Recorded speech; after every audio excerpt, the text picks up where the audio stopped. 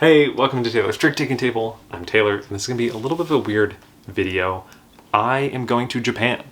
I'm going to be at a booth with none other than Fukutarou, the wonderful, wonderful Fukutarou, who not only did Path to Yarrow, but did games we've covered in the past, like Idle Hands, and the amazing Familiar's Trouble, and also has the two games that I'm covering today. So Prime number Lv.0 and Festival of 1,000 Cats. And also has a game coming up, Castle Builders, which we'll cover later in the month. What is this month, you might ask? Well, since he and I are going to be at a booth together, which is Owl Club featuring Taylor, where this December is going to be DecemBooth to celebrate this wonderful, wonderful moment. And what am I doing at the booth? Well, I am going to be selling 2 of my games. It's kind of insane. It's hard to articulate how wild it is, especially because both of them are by the wonderful Sai Beppu, who did the kind of the adopted wonderful art for the channel, but also did both the games that I designed. So short Zoot, which we'll be covering next week, is a trick-taking game where it's all about short suiting yourself, and you want to win as many tricks as you do number of times you short suit. So it plays off the idea of short suiting. I just love that in trick-taking games, so I thought, hey, let's make a game around it. And then Of What's Left, which is a climbing, almost shedding game. It's kind of like anti-shedding club, where you want to get as close to getting rid of your cards as possible when someone else actually sheds out. It's a wild one. We'll cover that in a few weeks now. But so I thought, just to kick off DecemBooth, we'd cover a couple more Fukutarou games. I think he's up there with Taiki and maybe like Sean Ross with the designer, and Chris Ray, the designers that we cover a ton. And I just adore what he's doing in the space. And I've said this before, like my first trick-taking game that I got was Familiar's Trouble when I went to Japan in 2019, and it boosted not only my reinvigorating my love of trick-taking games after growing up with Hearts and such, but also Japanese trick-taking, like understanding so much more about the scene, and then that leading me, to go to Tokyo Game Market and just all this stuff. So I have, honestly, Fukutarou is one, I'm almost choked up. Fukutarou is one of the main people that has pushed my life in this wonderful, wonderful direction, where I've met so many more wonderful, wonderful people. So it means an incredible amount to me that we are going to be running a booth together. So I just want to thank him so much. I cannot believe I'm about to go, honestly, in one day, 24 hours, I'm about to fly to Japan and start this wonderful journey of being at Tokyo Game Market, a place that I frequented many times, many years ago, and never thought I'd have a booth there. And now it's true. It's going to be wild. I got pictures. I haven't gotten a Tokyo Game Market catalog. They give out a catalog for the booth, which I'll cover next week. But essentially, I got pictures of his and my, am I saying that right? Booth ad, and seeing,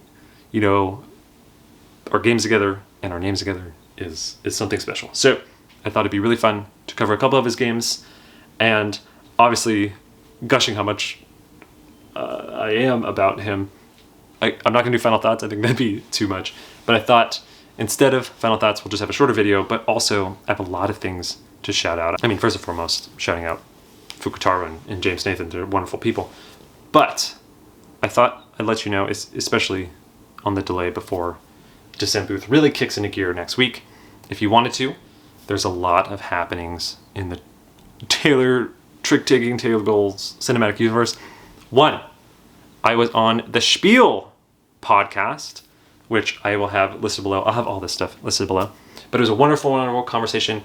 The segment I was on, was called the TARDIS, after Doctor Who, where you can pick one game to like compact as much gameplay in it as possible.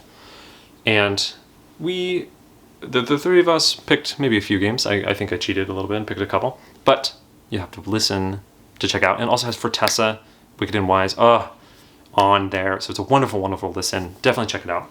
Spiel also is doing a wonderful foundation, which I'll also have linked.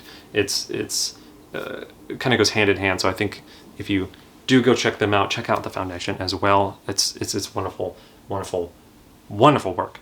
So, oh my gosh, I played Barracks Emperor with Fred. Homo Ludens. I can never say it. Homo Ludens. Homo Ludens.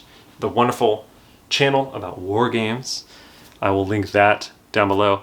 I think I was nervous to mess up on a game, on a war trick taking game on camera on stream. So I think I'm a little bit more quiet and stoic than I anticipated. But it is a wonderful time. Fred is just amazing. Joe, Adam, that was an absolute hoot to stream with them. So check that out. It was a wonderful, wonderful time. I'm hoping there are more war trick-taking games. I mean, very Civil West, wink, wink, wink, wink, wink, come out from, Fred and others. I'd love to see it. So that playthrough of the Barracks Emperor is also down below. Also, me and Chris Ray, the wonderful Chris Ray, are doing some trick-taking event stuff at Dice Tower West. So maybe look into traveling to Vegas in March. We can chat. We can chat. I'll have some more info on that in a future video. Also, sorry for all the things. Someone named Sven reached out to me on Boarding Beak and gave me, which I love. I love data. I love all this type of stuff. Gave me the numbers, the stats on the trick-taking renaissance. They compiled such a wonderful list of games coming out, genres coming out, comparatively. How much is trick-taking out there right now? How much is it growing? Like how many trick-taking games essentially are growing? Especially because, I talk about this with like Mike Delisio or some other people who say there's a trick-taking renaissance. Is there? Well, Sven has the data to either prove it, back it up, I don't know. Check also down below. Sven not only has a segment on, I think it's Board Game Breakfast, but also sent me kind of the graphs and the data, and it's super fascinating. I am actually like a computer science guy. I don't know if I've talked about that on the channel, but it scratches perfectly this Venn diagram of in my brain, trick-taking numbers, stats, data. So it's absolutely wonderful. Sven did an absolutely amazing job. Check that out. Oh, thank you so much, Sven. Thanks so much for watching. I cannot wait for DecemBooth. The next video is going to be a very earnest one. Designer diary, how to play in Tokyo Game Market coverage. And then we're also going to, at the end of the month, cover Castle Builders, Fukutarou's new game that he's selling at Tokyo Game Market in a mere week and a little bit. Also, if you're going to Tokyo Game Market, come by the booth, say hi. I'd love to say hi in chat. I don't know much Japanese. I'm going to be struggling. So if you speak Spanish, bienvenidos. If you speak English, bienvenidos. Come on down. I would love to I'd love to say hi to any and all. So thank you so much for watching, and thank you again to Fukutarou. Just an absolute amazing, wonderful person who's just made this such a helpful journey. And again, and I'll cover my gratitude for Sai and Jinpil in the next video, and then the Of What's Left video. But they also have been a dream to work with in this process. So, whew, I feel like an Oscar acceptance speech. Thanks so much for watching. Now, without further ado, how to play cats and numbers. All right, see you later. The deck makeup in Prime Number Level 0 is kind of just a lot of number cards. Here is the deck makeup here, but there's like 4 1s, 2 2s, all the way down to like 119. It's kind of just a bunch of numbers. And then also you have special cards like 3 Ds, 2 skips, and then a 5-9 and a 4-6-8, which you can use once I think you get used to the game. Here we have the game set up for 2 players. So you're going to shuffle all the cards except for these advanced cards. So the zeros, skips, the 4-6-8, and the 5-9 cards. Those 8 are going to go out of the deck, but you're going to shuffle all the rest, which are all the number cards and the 3D cards, into the deck. You're going to deal each player 10 cards, and then you're going to have a draw pile onto the side for drawing during the game. The goal of the game is to get rid of your cards as fast as possible. When you do that, you win 1 round, and the first to win 2 rounds wins the game. You can play for longer, it says in the rules, but that is roughly what it recommends. The game is a climbing shedding game, so the goal of the game is to get rid of all your cards. The first player to do that will win 1 round. You need to win 2 rounds to win the entire game. But so how it works is, on the start of your turn, when you're the start player, you could optionally draw 1 card if you want, and then after that, you will play into the trick. And so you can do that or not. Maybe it'll help you get a card that'll help later, but maybe not. How it works is you're going to have all these cards, and when you play to the trick, you have to play a valid prime number. So the game's all about prime numbers. And when you play into the trick, you can play either 1, 2, or 3 cards. If you play 1 card, it has to be green because these green cards are primes. So like 11, 13, 7, 3, these are all primes. So 1 isn't a prime in the game, and 4 isn't a prime because, 4 can be divided by 2. So the cards themselves actually have helpful aids on them to know what is a prime number. So again, the greens. And then also on the cards, it tells you up top here and right here some helpful things about the primes. And I'm going to explain the D a little bit later. But for now, let's just say that this player led to the trick with the simplest thing, just a 1 card in prime. So it's a climbing shedding game, so you have to play higher than the 3. So maybe this player plays a 7. You do have to keep the same number of cards, so you can't play 2 cards or 3 cards when it starts as 1 card. So then coming to this thumbs up player on the bottom here, they could play a 13. And so this just keeps going back and forth. They could pass. You could always pass on your turn. And again, you can always draw before it takes your turn. But things are going to go back and forth until, in a 2-player game, 1 person passes. This game does play 3. And if you pass, you can come back in it. So there is a situation at 3 players that you could pass and then keep playing. But for now, let's say this person either had to pass, which, yep, they did because they don't have a higher card. Or they could have optionally passed maybe earlier, Once a player passes, you'll just discard, and then the person who won the trick, this player, would lead again to the next trick. Like I mentioned in the previous example, when you play into the trick, it has to be higher because it is a climbing shedding game. So climbing part, it has to be higher. The other requirement is it does have to be a prime number. So if you weren't just playing singles and playing like the greens and you needed to get rid of these orange cards in your hand, and you wanted to play multiple cards into the trick, you can play 2 or 3. So let's say, for example, this player leads a 1, 1, 1. So they played 2 cards. When you play to the trick, it has to be a prime number. Who knows if 1, 1, 1 is prime? How you know is you actually look it up. So they offer 3 ways to look it up. You can either look it up online, which is what we did. We just searched on Google. There's a chart that you could use that's included in the game. And it says you could have someone else use this chart so you don't just look at it and cheat. A sheet that you can look it up and see, if something divides it by 3. So like 9, is 9 a prime? No, it's divided by 3. Is 1, 1, 1 a prime? No, it divides by 3. Oh no. So this is not a prime number. There's no penalty for it. You just couldn't make a prime, so you just take it back into your hand. It's as if you passed. So if this player tried to play a prime and messed up, it would just go to the next player. And again, they can draw if they want to. Let's say they wanted to try again. So they're going to try to make 9, 13, see if that's prime. You can also choose either direction, like they could do 139 or 913. And when you place it, again, you have to check if it is a prime number. Sadly, it can be divisible by 11. Boo, so it's not a prime number. So you might be going like, well, this is tough. How do I know what numbers are prime, especially when I want to lead higher and higher numbers? Well, it will say on the card at the top whether there is a number that when played with it can be prime. So right here it says, oh, it plays with a 9 or a 10. And so we already know that 913 isn't a prime, but what about 139? And lo and behold, we have found it, 139. So that is a prime. So then that stays, and then it will go to the next player. So this player now has to play higher. So they're thinking, oh, maybe I got a 117. Is 1 77 prime, I don't know. So they'll just like play that if they want, or they could have drawn, right? So again, it has to be higher. So they had to play higher than 139, and this has to be prime. So they'll check the thing. Sadly, 177 is divisible by 3, so they will have to pass. That means this person up here will win the trick. This will wipe, and then they'll lead to whatever they want. So in addition to playing 1 card or 2 cards, you can play 3 cards. The one restriction is they all have to be single.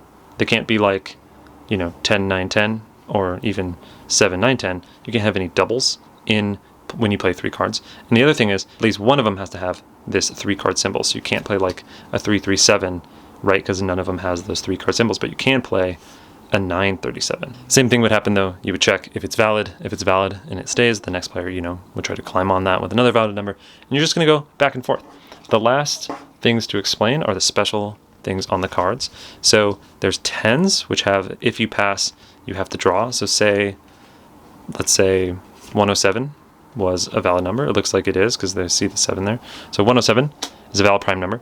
So then when it comes to this person, if they can't beat 107, or if they pass, they have to draw 2 cards, because it says right here, if pass, draw 2 cards. So 10s are like bad for other players that you play them on, because then that means they're drawing up. Last thing is 12s. If you ever play a valid 12, looks like it goes with a 13. So if you play a 12 and a 13, then that stops it right away. So the other person can't play off that. It just ends the trick right then. So again, yeah, play like this is just going to continue back and forth until one player is out. They've won 1 round. The person who wins 2 rounds wins. Last thing to explain is the D, as you can see here.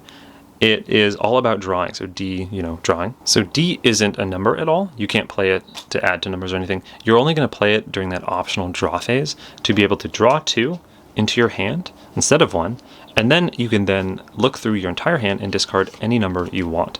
So it lets you get rid of cards. So it's strictly just a good card because, again, lets you draw 2, get rid of 1. So it's nice kind of flexibility. These are very nice. The last cards to explain are the ones that we took out. So the zeros are just zeros. They just don't have, you know, much on them because I guess zeros are hard for prime numbers and things. So that's all those are. Skips are kind of what you expect from Uno. You just skip the next player and then the player after plays. So if I were to play this in a 3-player game, it would skip that player and go to the next one. Or if I play this, it just skips that person, comes back to me. So those are just good. And then these cards, you just choose the number when you play them. So if I added this, you know, to this right here, it could be 175 or 179, which, judging my math, I think 179 is closer to a prime number than 175. Anyway, that's how to play prime number level 0. The deck in Festival of 1,000 Cats is 4 suits with 9 cards in them, but as you can see by the player aid here, the ranks kind of shift. So in the green suit, it's 1 through 9, but in the blue suit, it's actually 2 through 10. So each has 9 cards in them, but they're kind of shifted in a little bit. And then there are 2 special cards, a 0 and a 13. There's different symbols on the cards. This is the rank in the suit, but there's sometimes fish or multiple fish, crows, or boos, which is important in the gameplay. Here we have the game set up for 4 players, so each player is going to get one of the smallest tokens in the world, a tiny little fish, to denote who they are, and then also they're going to put their respective fish on the score tracker here. I'm going to move this just so we can make way for the trick taking, and then every player is going to be dealt cards, and how you deal the cards in this game is everyone is going to be dealt 2 cards with boos symbols on them. So in the deck makeup, let me grab just a player aid here. As you can see, there are 4 here and 4 here, so there's 8 total boos cards in the 4 suits. We're ignoring these 2 special ones here.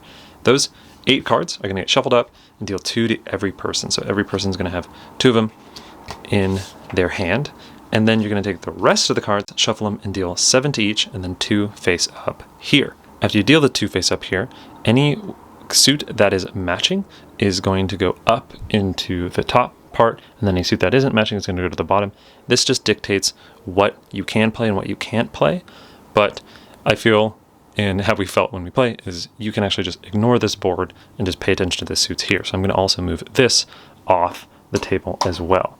So after that setup, every player is going to have effectively 9 cards, because the 2 boos ones, 7 regular cards, so 9 total.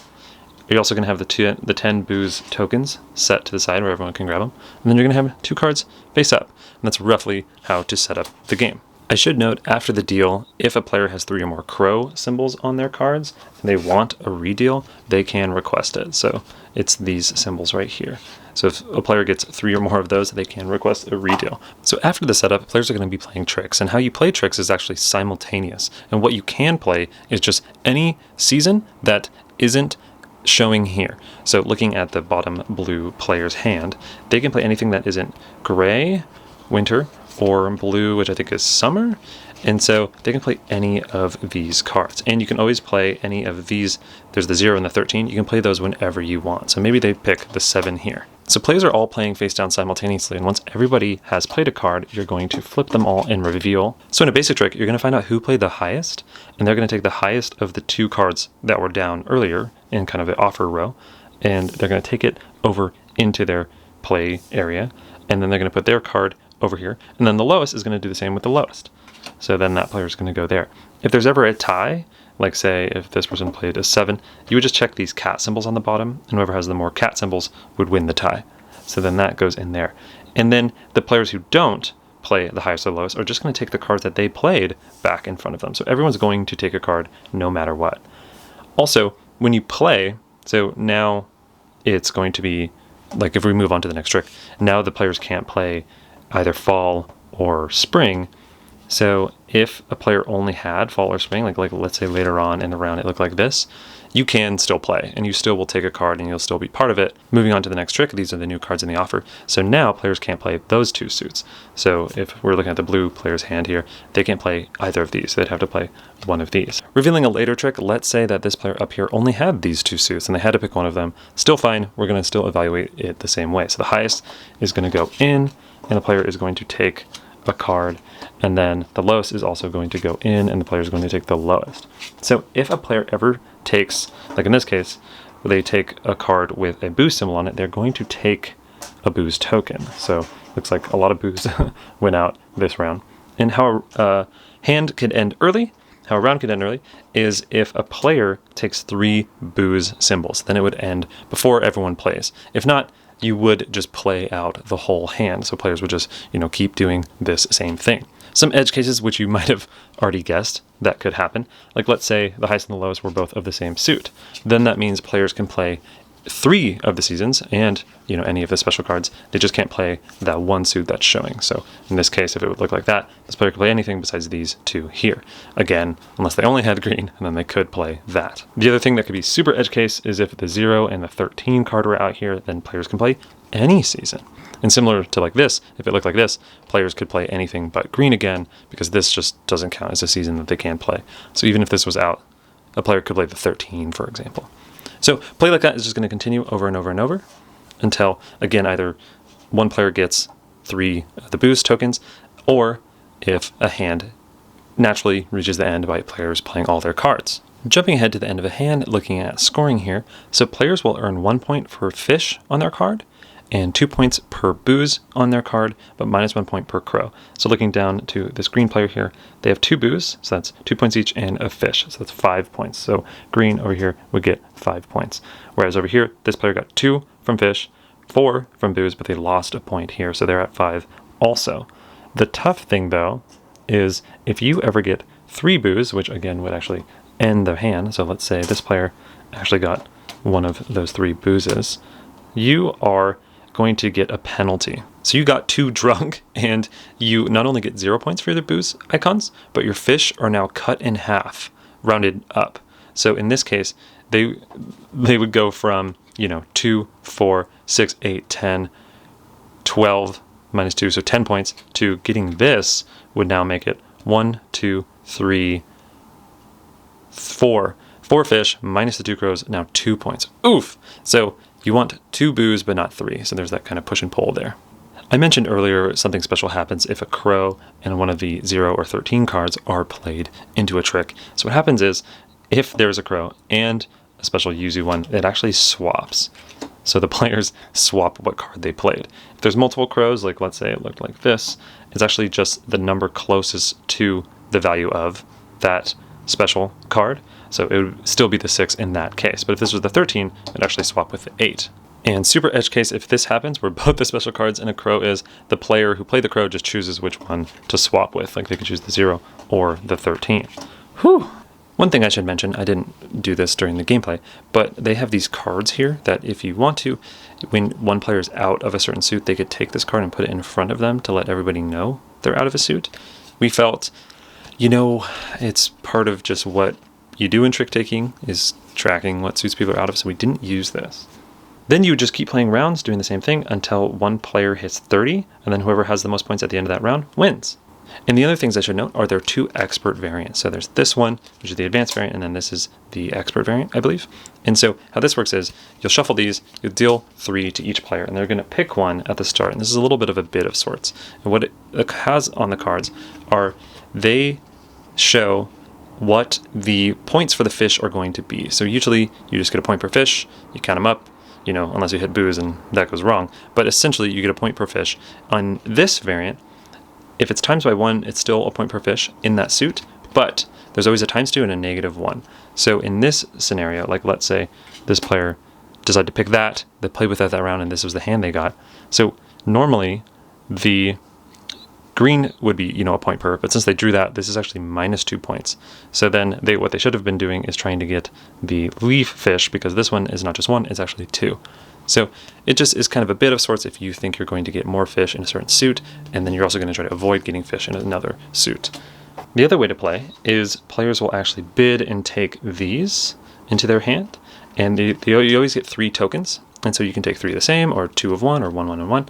And how it works is any token that you take, so like for example, I take 2 leaf or orange and 1 gray, my fish are going to be times 2 for leaves, times 1 for gray, but then times 0 for blue and green. So you can take 1, 1, and 1, so that all the fish are just, you know, 1 point, and then only one of them 0. Or you could take 3 of a kind and try to triple up. So like in this case, if this player took 3 gray, all the other fish would be worth 0, but these would be worth, that's 6 and 6. So 2 different ways to play that kind of do like bidding on what suits you're going to get fish in, as opposed to just getting 1 point per. And that's how to play Festival of 1,000 Cats.